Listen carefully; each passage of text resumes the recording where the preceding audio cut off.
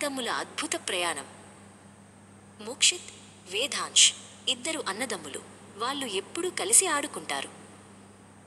ఒకరోజు వాళ్ళు వాళ్ళ ఇంటి వెనుక ఉన్న తోటలో కొత్తగా ఏదైనా కనుగొనాలని అనుకున్నారు. అన్నా, మనం ఆ పెద్ద చెట్టు వెనుక చూద్దామా అని వేదాంశ్ అడిగాడు.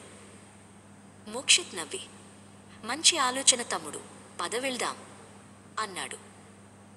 వాళ్ళు చెట్టు దగ్గరికి నడిచారు.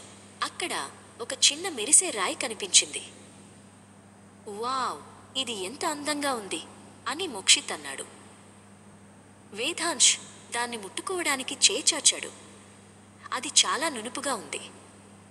వాళ్ళు ఆ రాయిని జాగ్రత్తగా ఇంటికి తీసుకెళ్లారు. అది వాళ్ళ తోటలో దొరికిన ఒక ప్రత్యేకమైన జ్ఞాపకమయ్యింది. మోక్షిత్, వేదాంశ్ ఎప్పుడూ కలిసి ఉంటారు, కొత్త విషయాలు కనుగొంటారు.